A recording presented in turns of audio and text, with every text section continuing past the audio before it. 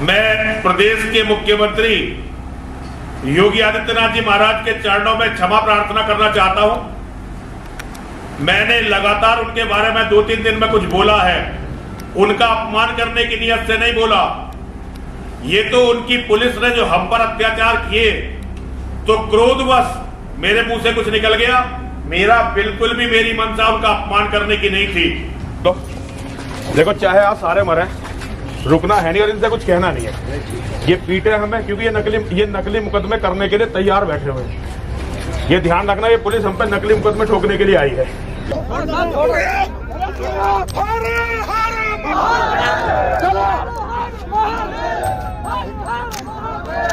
बस इतना अनुरोध है, मैंने आपको इतने दिन माना है, इतना हमारी बात माने।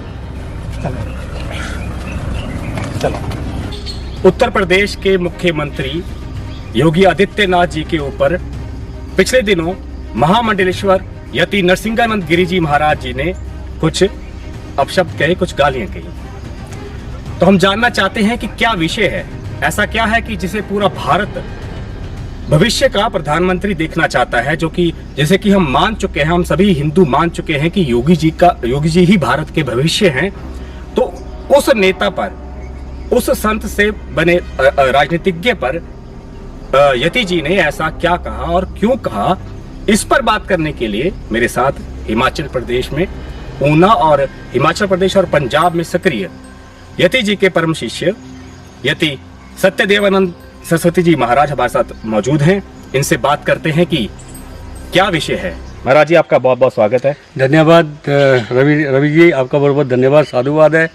और आपने इस गंभीर विषय पे जो हमारा पक्ष जानने के लिए हमें बुलाया है, इसके लिए आपको बहुत बहुत साधुवाद है। और ये जो विषय है, ये विषय एक संत ने एक मुख्यमंत्री को गाली दी है। एक संत ने एक संत को गाली नहीं दी है, जो गाली दी है वो दी है एक मुख्यमंत्री को। ओके जी। तो उसके ऊपर मतलब कई हमारे हिंदू भाई, कई हमारे हिंदू लोग, हमारे सनातनी इसके लिए मतलब कुछ उनके मन में है कि एक गुरु जी का भी विरोध कर रहे हैं। कई लोग गुरु जी का भी विरोध कर रहे हैं, तो बताएं कि कारण क्या है। जी, तो जो विरोध कर रहे हैं, अगर आप उनके चैनल देखें तो वो कोई हिंदुत्ववादी लोग नहीं है। जो विरोध कर रहे हैं ना, वो हिंदुत्ववादी नहीं है, वो है एंटी हिंदू एक्टिविस्ट जो कि हर वक्त हिंदू के ऑपोजिट में रहते हैं। ठीक है। तो उनका काम है कि किसी भी तरीके से हमारा जो आपस का भाईचारा उसकी लड़ाई रहे। अब गुरुजी की जो लड़ाई है पूरा विश्व जानता है। इतने सनातनी लोग नहीं जानते हैं जितने ये इस्लाम के जिहादी जानते हैं कि गुरुजी ऐसे व्यक्ति हैं जिन्होंने शपथ ली है और जिन्होंने ये कहा है कि मेरा जन्म ही इस्लाम के जिहाद को ख़त्म करने के लिए हुआ है। तो उस मौके पे जो सोशल मीडिया पे या चैनलों पे जो उसका विरोध हो रहा है, उसके लिए हम मतलब इतना वो नहीं करते। लेकिन कुछ हमारे लोग, जैसे आपने उस दिन बताया कि आपने जो पोस्ट डाली तो आपको कई मैसेज आए कि इन्होंने मतलब योगी जी को। हाँ। देखिए, योगी जी जो हैं, अगर सबसे ज़्यादा समर्थन किसी व्यक्ति ने यूपी में योगी जी का किया है तो वो हमारे गुरु महामंडलेश्वर यति नरसिंहानंद गिरी महाराज हैं। जब मुख्यमंत्री की दौड़ चल रही थी तो कोई भी बीजेपी का व्यक्ति इनको मुख्यमंत्री नहीं देखना चाहता था। अच्छा। इनको कोई मुख्यमंत्री नहीं देखना चाहता था। लेकिन हमारे गुरुजी और जो हमारी टीम थी, हमारे गुरु भाई और जितने भी हमारे साथी थे, वो सारे ही इसी दौड़ में थे कि हमारे जो योगी जी हैं वो मुख्यमंत्री बने। ठीक है। ठीक है। तो आज अभी जो योगी जी को गाली दी है, वो गाली देने का कारण है कि जो हमारे साथ हो रहा है कि हमारे गुरुजी ने या हम लोगों ने योगी जी को मुख्यमंत्री इसलिए बनाया कि हमारे जो सनातनी काम है, हमारे बच्चों की रक्षा है, हमारे सनातन की जो विचारधारा है उसका प्रसार हो, वो बढ़े, हमारे बच्चे सुरक्षित हो। लेकिन अब क्या हो रहा है, ये सारा उल्टा हो रहा है। क्योंकि योगी जी की जो कार्यकारिणी है ना, उसमें ऐसा लगता है कि पूरा का पूरा जो पावर है वो सारी प्रशासन के पास है। ठीक है। योगी जी के हाथ में कुछ नहीं लग रहा हमें। तो पुलिस प्रशासन को ज्यादा ताकतें जो दी हैं उन्हीं ताकतों ने गुरुजी को भी प्रहार किया, क्या बात क्या हुई? बात मैं उसी बात पे आ रहा हूँ।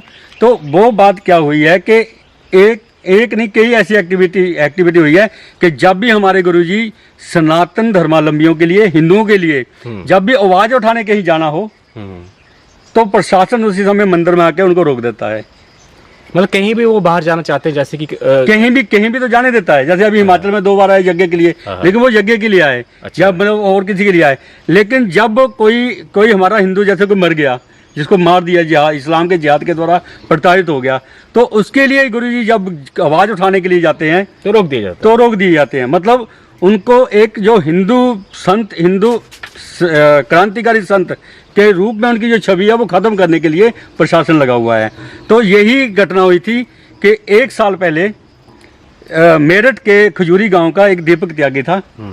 उस दीपक त्यागी की हत्या इन इस्लाम के जिहादियों ने कर दी, मुसलमानों ने कर दी, और उसका सर 6 दिन तक उसका सर नहीं मिला। 6ठे दिन उसका सर जो ये जिहादी है उनके फ्रिज में मिला, 6ठे दिन। और अब तक उस व्यक्ति को, उस जो दीपक त्यागी जो मरा है, उसको कोई भी न्याय नहीं मिला। अच्छा, गुरुजी तब जाने लगे, क्योंकि जब अगर हमारा कोई बच्चा मरे, और सबसे बड़ी बात गुरुजी का जो शरीर है, अभी तो वो सन्यासी हैं, वो एक अलग बात है, लेकिन जो शरीर है शारीरिक वो त्यागी हैं, वो स्वयं भी त्यागी हैं। अभी जितेंद्र नाथ त्यागी जो अपना गुरु भाई बनाया था उन्होंने, बरसी में रिजवी, तो वो इसीलिए बनाया था क्योंकि वो त्यागी थे। अब त्यागी उनके ही वंश का व्यक्ति को मार दिया गया। अब गुरुजी वहां पे जब 1 साल पहले, और त्यागियों का वहां पर एक प्रभाव भी है पूरा ज्यादा, मतलब वही उनका दबदबा है। तो क्या हुआ कि जैसे गुरुजी जाने लगे वहां पे, उनको रोक दिया। 1 साल पहले की बात बता रहा हूँ, रोक दिया। चलो गुरु ने वो बोले कि यहाँ पे खतरा है, आपकी जान को खतरा है, ये वो, मतलब पहले बहाना ये एक्सक्यूज दे ही देते थे। 1 साल होने के बाद भी अब तक कोई उस व्यक्ति को न्याय नहीं मिला। तो उसके पिता गुरुजी के पास आए, गुरुजी के पास आके बोला कि उसकी बरसी है, बरसी में हमने यज्ञ करना हो, यज्ञ आपने करना है, और साथ में आपने उस बच्चे को न्याय दिलाने के लिए मतलब अपनी आवाज भी उठानी है और हमारे साथ खड़े होना है। गुरुजी बोला ठीक है। और जैसे ही उसकी बरसी पे गुरुजी जाने लगे, कमिश्नर ने आकर रोक दिया। ठीक है, गुरुजी स्वयं नहीं जा रहे थे, गुरुजी को उन्होंने निमंत्रण दिया था और यज्ञ करने का निमंत्रण दिया था, यज्ञ करने का, लेकिन गुरुजी को नहीं जाने दिया।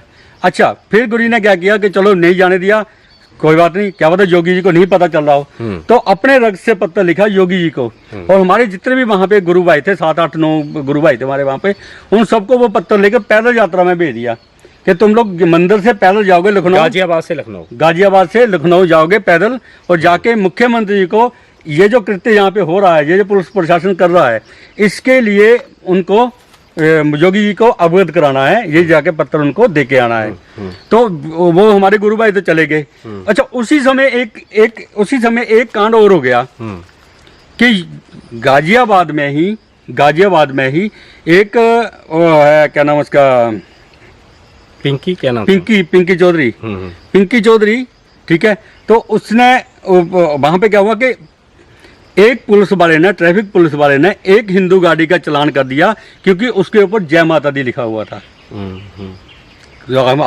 आम लोग महादेव लगाते हैं, जय माता लगाते हैं, जय माता दी चालान हो गया उसके ऊपर। तो उसने, उस पिंकी चौधरी ने उसका विरोध किया और उसको बोला कि जाओ तुम योगी जी को बुला लाओ, ठीक है। हम पूछते हैं भाई क्यों चालान हुआ। एक्चुअली उनका जो लेटर है, जो उनका जो ऑर्डर है, वो है कि कोई हिंदू नहीं लिख सकता, कोई जातियों को नहीं लिख सकता, कोई बरादरी नहीं लिख सकता, मतलब इसमें नहीं लिख सकता, उसका चालान होगा, या कोई संगठन का नहीं लिख सकता।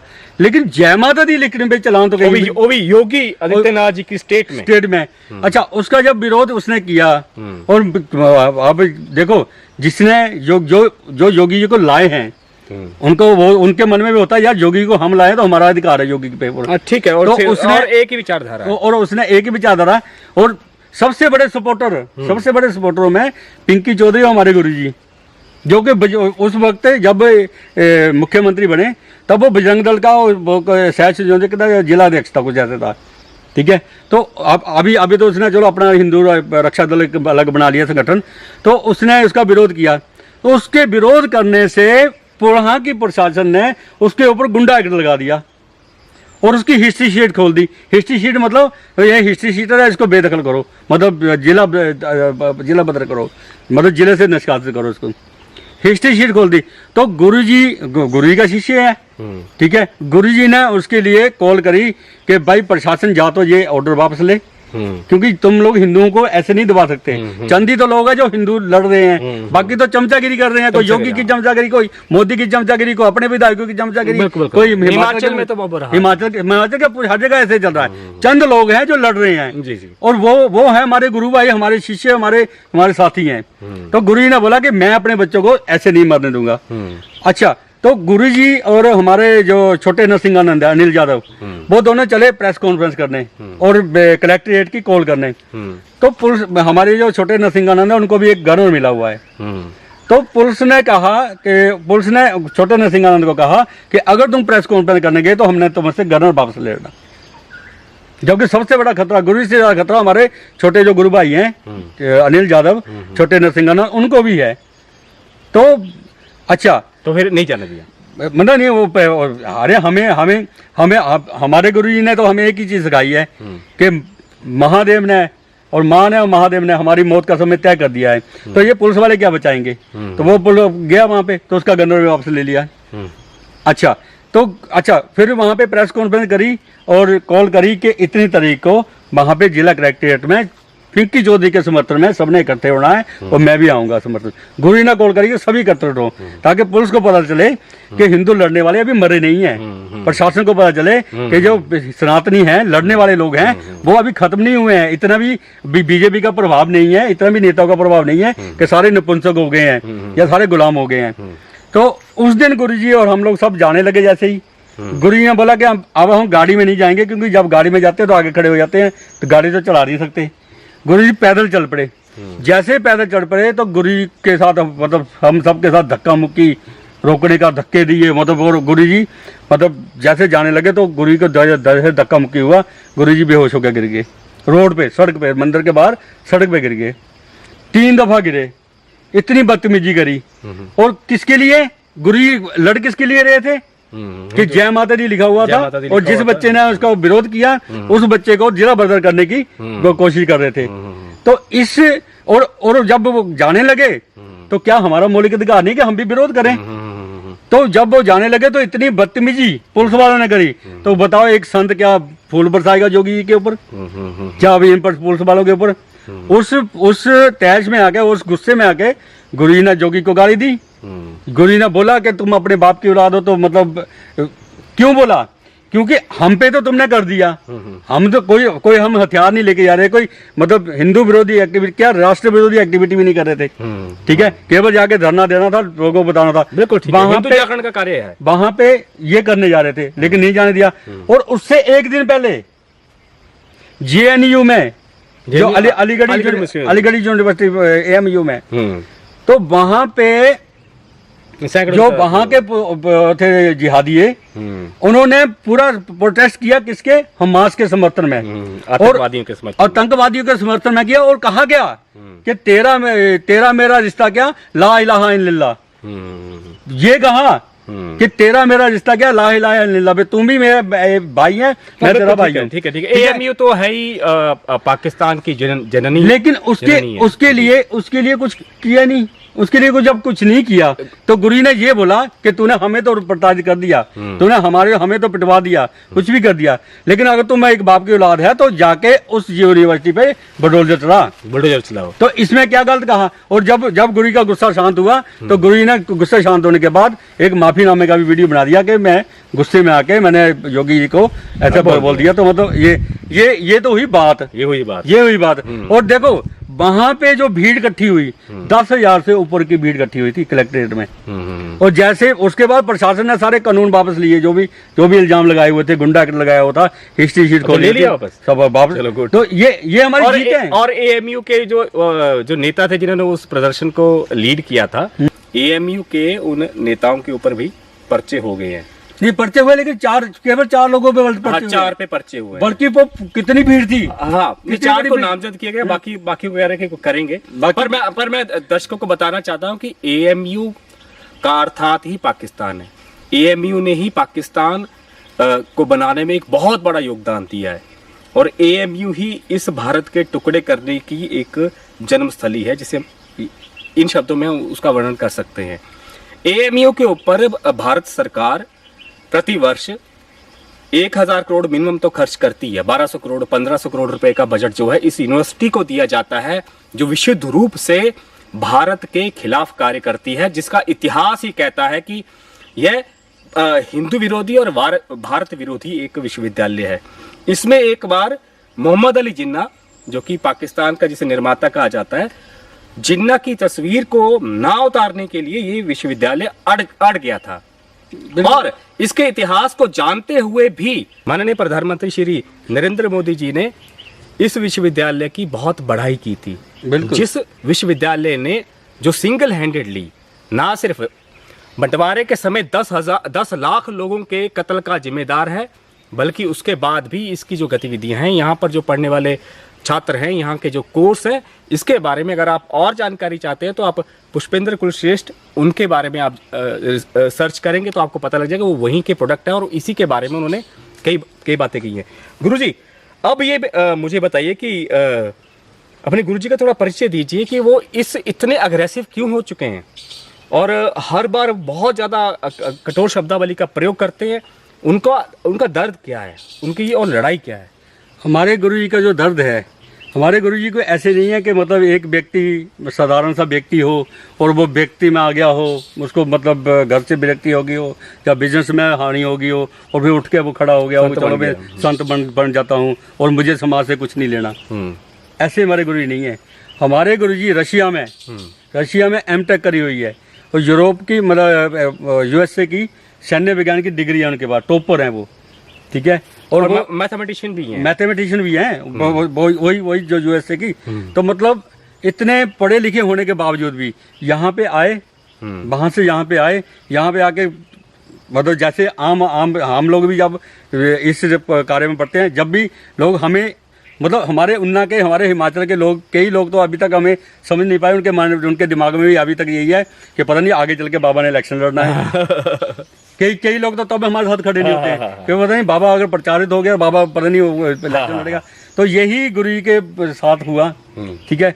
मतलब गुरुजी की एक त्यागी ही लड़की थी, उनके मतलब उस लड़की के साथ कुछ ऐसी घटना हुई जो कि मतलब पॉलिटिशियन में भी थी, उसमें भी थी। तो वो गुरुजी के पास गई और गुरुजी तब ऐसे मतलब सनातनी काम करते थे, कोई वो नहीं, भगवा भुगवा कुछ नहीं था, मतलब ऐसे सोशल एक्टिविटी करते थे। तो उन्होंने बोला कि भाई आप बहुत बड़े बनते हो, मतलब संत बनते हो, संत नहीं, बहुत बड़े हिंदुत्ववादी बनते हो। तो आप मेरे साथ ऐसा हुआ है, ऐसी घटना हुई है, मतलब एक मुसलमान ने मुझे फंसाने के बाद फिर मेरे साथ उसका इस्तेमाल किया, उसके बाद फिर मेरे वैश्यवृत्ति कराई, ये चीजें कराई। अब मेरी कंडीशन वो है कि अगर मेरा समर्थन नहीं किया किसी ने तो मैं मतलब 1-2 दिन में खत्म हो जाऊंगी। तो वो लड़की 2 दिन में खत्म होगी। जब गुरुजी के पास गई तो गुरुजी ने सोचा कि चलो ऐसे कोई आगे, जैसे हमारे पास कई आए थे तो ऐसे आ गई। लेकिन जब वो लड़की खत्म होगी तो गुरुजी ने फिर गुरुजी का मतलब पूरी जिंदगी बदल गई। अच्छा। उसके बाद बोला कि इस जड़ को पता करना पड़ेगा कि ये जड़ है क्या। फिर उन्होंने थोड़ा पढ़ना, ऐसे सुनना शुरू किया, जैसे कोई पुष्पेंद्र कुलश्रेष्ठ जी को सुन रहा है, कोई किसी को सुन रहा है, कोई एक्टिविस्ट को सुन रहा है, कोई हमारे गुरु को सुन रहा है। जब गुरु ने सुना तो उन्होंने सोचा भी ये जो चीजें बता रहे हैं, जैसे मैं अभी एक एक्स मुसलमान की बात बताता हूँ आपको। एक्स मुस्लिम जो कि एक मौलवी था, उसने गुरुजी की बातें सुनी। उसने बोला कि ये कौन सा संत है पागल, ये संत हमारे धर्म के बारे में, हमारी कुरान के बारे में इतनी गंदी बातें बोल रहा है। तो वो नंबर तो क्या, मैं क्योंकि जो मौलवी होते हैं हमारे जैसे ब्राह्मण होते हैं, शास्त्रों का ज्ञान तो नहीं होता, कुरान और हदीस का ज्ञान तो है, कुरान और हदीस का ज्ञान, इस्लामिक साहित्य तो पढ़ा है, बस वो नहीं है। अच्छा, तो जैसे हमारे जो ब्राह्मण है वो कर्मकांड पढ़ लेते हैं, कर्मकांड करने लग पड़ते हैं, लेकिन बाकी जो धर्म है वो नहीं पता होता, नहीं पता होता, ठीक है। तो वैसे ही तो उसने क्या किया, उसने वो कुरान पढ़नी शुरू कर दी। जब उसने कुरान पढ़ी और उसमें देखा कि इसमें इतनी गंदी बातें लिखी हुई हैं, ढंग से पढ़ी ना, ढंग से पढ़ी और उसके ऊपर विचार किया कि ये तो मानवता की खतरा है। तो उसने इस्लाम छोड़ दिया, और इस्लाम के बाद वो एक्स मुस्लिम बन गया, और उसका नाम है समीर, एक्स मुस्लिम, वो बाद में हिंदू बन गए। हाँ। तो उसने क्या किया कि वो एक्स मुसलमान बन गए। हाँ। और आज वो जो बातें बता रहे हैं कुरान की एक एक हदीस लेके, मेरे को एक बताते एक हैं। चीज लेके, तो सबको पता चल रहा है कि भाई ये क्या चीज है। ठीक है, हम लोग तो गुरुजी का योगदान जो है ऐसा भी एक ठीक है। तो गुरुजी जब इस रास्ते में पड़े तो गुरुजी ने भी सोचा यार ये चीजें बोल रहे हैं ऐसा हो नहीं सकता। तो अब गुरुजी सपा के एक मतलब वो भी थे, नेता भी थे। अच्छा, राजनीति में जब पार्टी ज्वाइन करनी पड़ती है प्रोडक्शन के लिए। नया व्यक्ति नया आता आया है था। तो नए व्यक्ति के मन में राजनीति होती है। ठीक है, तो जैसे हम भी पहले बीजेपी में थे, बीजेपी के साथ चलते थे, जब पता चला कि सारे एक ही थैले के चट्टे बट्टे तो छोड़ दिया। लेकिन वो तो फिर क्या हुआ कि जब सपा में तो कई मुसलमान भी दोस्त थे, तो मुसलमानों के साथ बोले कि मैंने तुम्हारी मस्जिद में जाना है। मस्जिद में जाने लग पड़े, कुरान देखने लग पड़े, हदीसें सब कुछ देखने पड़े, तकरीरें सुनने लगे। जब सब कुछ सुन लिया, गैदरिंग में जाते थे वो, बड़े बड़ी हाँ, बड़ी बड़ी गैदरिंग में, क्या मदरसे में जाते थे, मदरसे में जाते थे। तो मदरसे में जाके जब उन्होंने देखा कि पूरी जब कुरान देखी, फिर देखा कि नहीं ये तो मतलब पूरी मानवता के लिए खतरा है। तो हमास उसका प्रेजेंट वर्तमान में जीता जाता सबूत है। ठीक है, कि एक दुश्मन देश, चलो मान लिया दुश्मन देश है, उसकी औरतें पकड़ी, उसके छोटे छोटे बच्चे पकड़े, उनको तो जला दिया, मतलब इतना करती है। और माता पिता के सामने बेटियों से रेप किया। चलो वो तो किया गया, मरी हुई औरतों के साथ मरी हुई औरतों के साथ रेप किया, बलात्कार करने के बाद फिर उनके ऊपर मूता, फिर उनको घसीटा, फिर मतलब इतना राक्षसी कृत्य। ये हमारे साथ तो गुरुजी सदियों पहले ये हमारे साथ हो रहा था, हुआ है और आगे होने वाला है। ये चीज गुरुजी बताने लग पड़े। जी। जब ये चीज गुरुजी सबको बताने लग पड़े, तो जब जैसे ही गुरुजी बताने लग पड़े, तो गुरुजी कुछ नहीं बता रहे, गुरुजी ये बता रहे हैं कि देखिए इनकी किताबों में, कुरान और हदीस में ये लिखा है बस। और जो अभी हमने हमास में देख लिया, ये भारतीयों का यही आगे भविष्य है, यही आगे भविष्य। और भारतीय के साथ ऐसा हिंदुओं के साथ होना ही है। बिल्कुल। अब समस्या ये होगी कि गुरुजी किसी पार्टी का सपोर्ट नहीं कर रहे हैं। हाँ। और सीधे आगे गुरुजी और हम लोग ये बता रहे हैं कि तुम्हें कोई पार्टी नहीं बचाएगी, कोई नेता नहीं बचाएगा। गुरुजी बोलते हैं क्योंकि गुरुजी उन नेताओं उस शिखर तक पहुंच के, उस शिखर तक बात करने के बाद ये चीजें बोल रहे हैं। ठीक है, भाजपा को लाने में लोगों ने पसीना बहाया, हमारे गुरु ने खून बहाया है।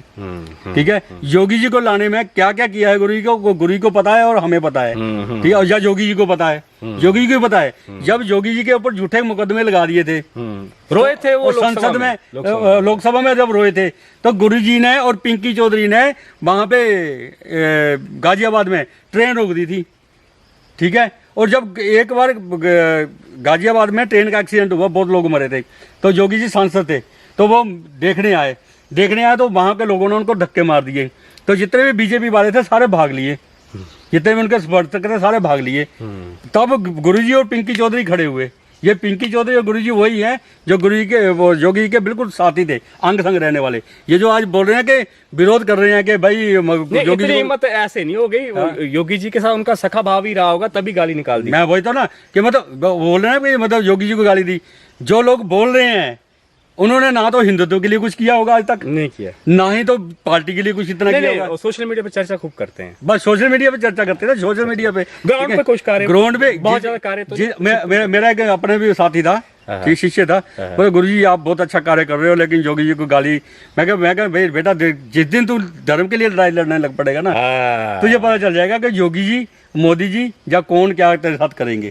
ठीक है, हम भुगत रहे हैं। गुरुजी ने बात बोली, मुझे एक बात याद आ रही है कि पूरे भारतवर्ष में इस समय 5000 MP और MLAs हैं गुरुजी, और 140 करोड़ का ये देश है, तो 5000 नेता 140 करोड़ जनसंख्या को, और उसमें से अगर 40-50 करोड़ लोग जो है, अगर जिस तरह से हमास में तो कुछ हजार ने हमला किया, अगर एक बड़े लेवल पर होता तो ये 5000 लोग नहीं बचा पाएंगे। फौज हो गया, आर्मी हो गई, तो कश्मीर में भी था, और उस वक्त ना तो योगी थे, ना मोदी थे, ना गुरुजी उस टाइम ये कार्य कर रहे थे।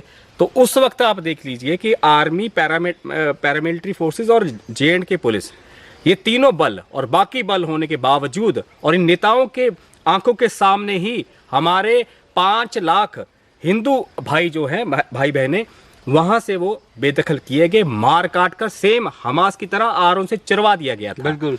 तो कहने का मतलब अर्थ ये कि हम प्रत्यक्ष रूप से, हमारी पीढ़ी जो है वो भारत में हमास जैसा ऐसा कृत्य जो वो पहले देख चुकी है, लेकिन हमास को तो तोड़ने के लिए इजराइल ने एक्शन लिया है, लेकिन हम ऐसा एक्शन लेने वाले तो है ही नहीं। हम तो अपने ही संतों को बंद कर रहे हैं। मैं वही तो बता रहा हूँ कि हमें इजराइल से सीखना पड़ेगा, हमें इन इस्लामिक जिहादियों से भी सीखना पड़ेगा। पीछे गुरुजी एक फोटो चल रही थी जिसमें कि ये बताया जा रहा था कि मोदी जी नेतन्याहू को सिखा रहे हैं। उसमें उसको आईटी सेल ने ऐसी कोशिश की कि नेतन्याहू जो है वो सीख रहे हैं, गुर सीख रहे हैं मोदी जी से, ऐसा बताया गया। लेकिन वो पता क्या वो है इनकी, मतलब जब नाच मनुज पे छाता है तो पहले विवेक मर जाता है। तो इन लोगों का विवेक खत्म हो गया है। इनको सीखना चाहिए इजराइल से, इनको सीखना चाहिए इन इस्लामिक जिहादियों से। मिस्र में इजराइल के ही कुछ पर्यटक वहां पे घूमने गए थे, वहां के पुलिस वाले ने गोली मार दी एक यहूदी को। यहूदियों से इतनी नफरत क्यों है, उसके कई कारण है। नहीं, उनकी नफरत यहूदियों से नहीं है, उनकी नफरत हर एक उस व्यक्ति से है जो मोहम्मद जो मोहम्मद को नहीं मानता, जो उनके अल्लाह को नहीं मानता, ठीक है, आखिरी नबी नहीं मानता, उनका आखिरी नबी नहीं मानता और उसको नहीं मानता, वो मतलब सारे वाजिबुल कत्ल हैं, वो काफिर है, काफिर वाजिबुल कत्ल है। पर यहूदियों के ऊपर तो स्पेशल मेंशन और लेकिन इजराइल से सीखना पड़ेगा कि जब उनके 200 व्यक्ति किडनैप कर लिए गए, ठीक है, किडनैप कर लिए गए, तो वो छुड़ाने के लिए नाक नहीं रगड़ने लगा हमारे मंत्रियों की तरह। मतलब जब एक की लड़की किडनैप हो गई थी भाई कश्मीर में, तो कितने आतंकवादी, 3-4 आतंकवादी छोड़ दिए, मोहम्मद सईद की वहाँ, जी, ठीक है ना, तो वो छोड़ दिए थे। उन्होंने बोला ये 200 तुमने कर लिए ना, हमारा जहाज कंधार में जब पकड़ लिया था, हाँ, ये तुमने जो कर दिया ना, तो समझ ले कि ये हमारे लिए मर गए, लेकिन तुझे नहीं छोड़ेंगे हम, तुझे नहीं छोड़ेंगे।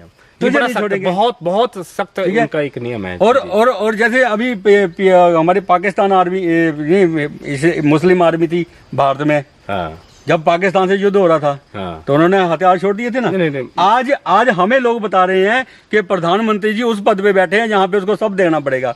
जिस दिन जहाँ पे मुसलमान प्रधानमंत्री बन जाएगा तो इन लोगों को पता चल जाएगा कि धर्म क्या होता है, ठीक है, और धर्म के लिए कार्य करते हैं। उत्तराखंड के कई जिले जो है अब वो हाथ से निकल रहे हैं, बहुत सारी जगह पर ऐसा हो रहा है। पंजाब की स्थिति ठीक नहीं है।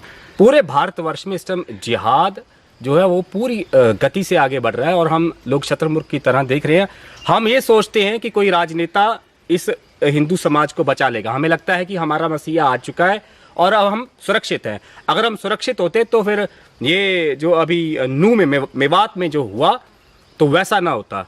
अगर हम सुरक्षित होते, अगर हम इन नेताओं के अंडर सुरक्षित है, तो भारत भर में जो घटनाएं होती हैं, जो लव जिहाद के केसेस हो रहे हैं, जो कि कत्लेआम हो रहे हैं हिंदुओं के, तो वो ना होते। तो ये आइसोलेटेड केसेस अगर मिला देना तो एक साल में तो जितना ज्यूज को अभी मारा है इतने तो भारत में प्रतिवर्ष मरते हैं। प्रतिवर्ष मतलब रोज हमारे फौजी मर रहे हैं, रोज हमारे आर्मी वाले मर रहे हैं, रोज हमारे हिंदू मर रहे हैं, रोज हमारी बच्चियां। अभी कल परसों केरल से मतलब ब्राह्मणों की लड़की बद्दी में मतलब बरामद करके लाए केरल से, ठीक है, हमारे लोग केरल से बरामद करके लाए, ठीक है।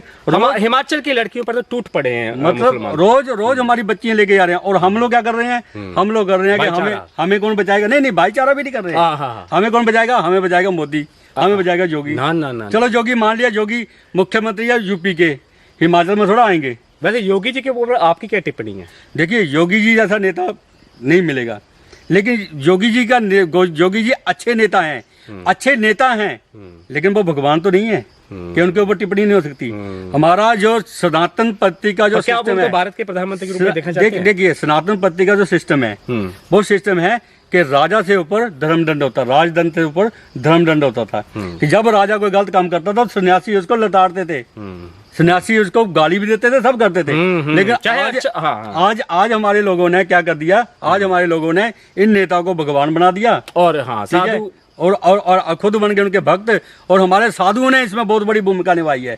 जब यहाँ पे दिल्ली पे एक इस्लामिक जिहादी, इस्लामिक राजा था, बादशाह था, तब एक बहुत बड़ी संतों की सभा हुई, तो उन्होंने एक प्रस्ताव पारित किया था। तो जो प्रस्ताव पारित किया उसका क्या रख गया कि दिलीश्वरो जगदीश्वरो, कि जो दिल्ली का राजा है वही ईश्वर है। तो इसमें हमारे संतों ने बहुत बड़ी भूमिका निभाई है, ठीक है। तो इसमें और संत जो है नेहरू के समय से पिटते आ रहे हैं। नेहरू ने भी गोलियां चलाई हैं इनके ऊपर, गौ रक्षकों के ऊपर। शुरू से ऐसा होता है, शुरू से ऐसा होता रहा है। जी। लेकिन वो गोलियां चलाई हैं, लेकिन जितने प्रताड़ित आज हम लोग हो रहे हैं ना, उतना प्रताड़ित तो नहीं हुआ। हाँ, तब हमें लगा कि पाकिस्तान बन गया, अब कुछ यहाँ पर स्थिति ठीक रहेगी। लेकिन भारत में पाकिस्तान कभी मरा नहीं था, पाकिस्तान कभी भी उत्पन्न हो सकता है। और अब इनकी जो प्लानिंग है, अब जो गजवाए हिंद की प्लानिंग है, उसके तहत अब देखिए कि बांग्लादेश, अफगानिस्तान, पाकिस्तान और भारत, ये चारों देशों में अगर जिहादी एकजुट हो जाते हैं तो हम कहीं भी मुकाबला नहीं कर पाएंगे, क्योंकि उनका शत्रु बोध कितना स्ट्रांग है ये गुरुजी ने बताया कि इजिप्ट में एक पुलिस वाला एक यहूदी को देखते ही गोली मार देता है। आप देखिए कि उनका शत्रु बोध किस लेवल का है, और हमारा शत्रु बोध तो है ही नहीं। जिनके पास शत्रु बोध है, जो पूरे समाज को बताना चाहते हैं कि जिहाद आपकी तरफ आ रहा है, आपको सचेत होना पड़ेगा, वैसे संत जो हैं उनको राजनेता और उनको युगी जैसे एक राजा वो उनको कैद कर देते हैं, उनको मना करते हैं कि आप जिहाद के ऊपर या फिर प्रो हिंदू एक्टिविटीज़ में आप उन गतिविधियों में हिस्सा ना लें। गुरुजी आप आए और आपने इतना समय हमें दिया, और मैं ऊना के लोगों से भी कहना चाहता हूँ कि कई बार आपके ऊपर भी कई चीज़ें बोली जाती हैं गुरुजी, तो इनका संघर्ष जो है, अगर आपने इसको समझना है, अगर आपने जिहाद को अच्छे से समझना है, तो मुझे ये लगता है कि चाहे वो आरएसएस की डेफिनेशंस हो, चाहे वो किसी भी संगठन की डेफिनेशंस हो, उनकी परिभाषाएं जो हैं या उनका लड़ने का जो तरीका है वो आउटडेटेड है, वो काम नहीं करेगा। ये मैं अब पूरी जिम्मेदारी से कहना चाहता हूँ गुरुजी कि संघ का जो रास्ता है इस्लामिक जिहाद से लड़ने का, वो वो एक आत्मघाती रास्ता, उसमें आगे जाके खाई है जिसमें कि सारे हिंदू गिरने वाले हैं, क्योंकि संघ के बड़े बड़े नेताओं ने वही बातें कही हैं जो आज़ादी से पहले कभी मुस्लिम लीग कहा करती थी, जैसे कि यहाँ पर रहने वाले सारे जो मुसलमान हैं वो भी हिंदू हैं, ठीक है, हमारा डीएनए एक है। इस तरह से जो हिंदुओं के अंदर जो शत्रु बोध थोड़ा बहुत भी था आज़ादी के बाद, क्योंकि आज़ादी में हमने बहुत रक्त देखा है, हमने अपने भाइयों को, अपनी बहनों को लुटते देखा है, उनको मरते कटते देखा है, तो थोड़ा बहुत जो शत्रु बोध था वो आरएसएस ने उस शत्रु बोध को खत्म करने का कार्य किया है। और संघ को देखकर मुझे लगता है कि अगर संघ को ही हिंदू समाज फॉलो करता रहा तो आने वाला भविष्य जो है बहुत खतरनाक है, क्योंकि संघ के पास शत्रु बोध लगभग समाप्त हो चुका है। संघी लोग जो हैं, और संघ जो है अब भाजपा को वो कांग्रेस बनाने जा रहा है, और कांग्रेस पहले से ही मुस्लिम लीग के रूप में आ चुकी है। बिल्कुल जी गुरुजी, बिल्कुल, बहुत बहुत धन्यवाद गुरुजी जी, आपका। बहुत बहुत धन्यवाद आपका। आपने हमें बुलाया और हमारी बातें सुनी, और हमारे जो भी हमारे विचार थे, जो भी चल रहा था इसमें सोशल मीडिया में, उसके बारे में पूछा। बहुत बहुत धन्यवाद। हर हर और जितने भी आपके व्यूवर हैं, मैं एक बात और कहना चाहता हूं कि कुछ लोग हमें सहयोग भी करते हैं, लेकिन मैं एक बात और कहना चाहता हूं कि जितना सहयोग आप हमें करते हैं, आप हमें सहयोग ना करके अब रवि रौनकर जैसे व्यक्तियों को, जो कि समाज से अलग होकर पत्रकारिता कर रहे हैं, समाज से अलग होके, समाज जो चीज़ें दिखाता है, नेताओं के अच्छेपन की चीज़ें दिखाता है, सभाएं दिखाता है और चीज़ें दिखाते हैं, लेकिन ये सच्चाई जो ज़मीन पे आपको दिखा रहे हैं, ऐसे जो लोग हैं, ऐसे जो योद्धा हैं, ये ख़त्म नहीं होने चाहिए। ये जिम्मेदारी आप समाज की है।